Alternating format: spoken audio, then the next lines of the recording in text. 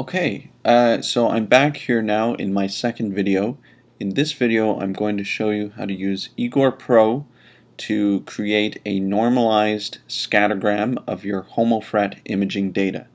Okay, so first thing, let's go to Igor Pro, and what you're going to want to do is first go over here and open up the procedures window. Now, I already have it over here, but that will pop up this window, and what you want to do is type in these two lines, okay? Number include, open bracket, bivariate histogram to, close bracket, and number include, open bracket, WM image log color table, close bracket. And what this does is basically call up two Igor Pro macros, which are not part of the standard package. The first one obviously allows us to create the two-dimensional histogram of our data, which will ultimately be transformed into a graph, the scattergram.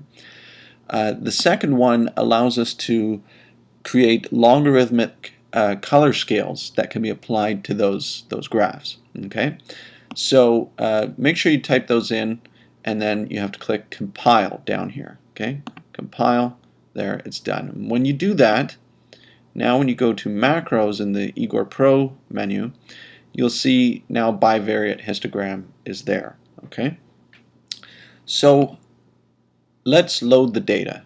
So we go data, load waves.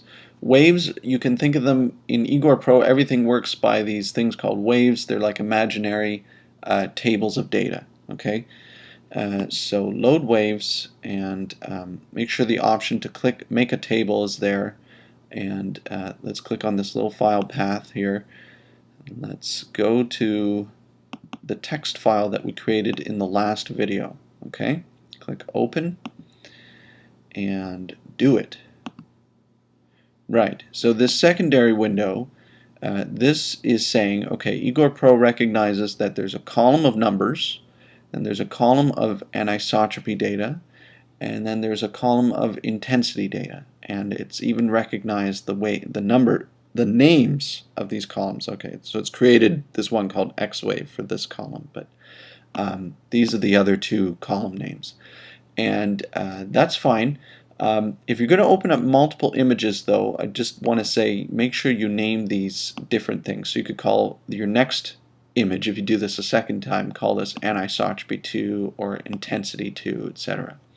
Okay, so go ahead and click load, and there's our table of data. Okay, there's just numbering the rows, the anisotropy data, and the intensity data. Okay, it's all there. Right, and if there's any blank cells, those are the ones that were thresholded to 0 or not a number. Okay. Now, what we need to do is normalize the intensity data, and what I mean is, if we just go over here, I need to apply this equation which normalizes the intensity values. Okay, and it's a very simple calculation.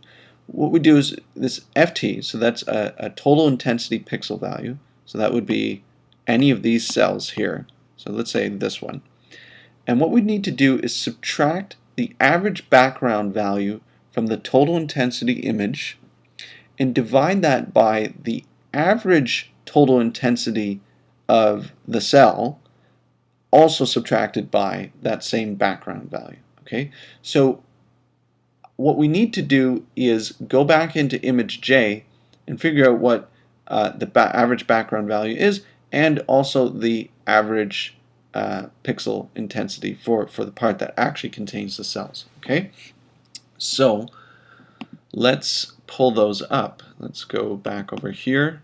Let's open the corrected total intensity image, and to measure the background is quite easy. We just draw a square in a region that does not contain the cell, okay, and we go analyze, measure. There. So the average background value in that area, or pretty much the whole image, is about 11,200 counts. Okay. Now I want to measure the average intensity contained over this area, So just to make that easy for myself, what I do is pull up the threshold, and I'm just going to, again, block out all the area that's not part of the cell, okay? And remembering that there's some saturation pixels there. Okay, so that's basically the same area that we'd selected before. You can even go back into the actual files that we created before and apply the same mask if you want. Or you could even modify the macro to do all this for you, but I always like to do this part by hand. Okay, so go ahead and click Apply. Set the background pixels to not a number, yes. So now all of these areas out here are not a number. So if I click Analyze Measure again, it will basically give me the average gray level pixel value for only those pixels that remain, right? That were not highlighted or that were not thresholded to 0. So there it is. This cell has an average pixel intensity of around 19,544. So these are the numbers that we're going to take back over into Igor Pro. Okay, so just close this up, and I'm going to actually stop this video as well to make sure that it's recording correctly, and I'll create a third video which talks about the next steps. Okay, so I'll be right back.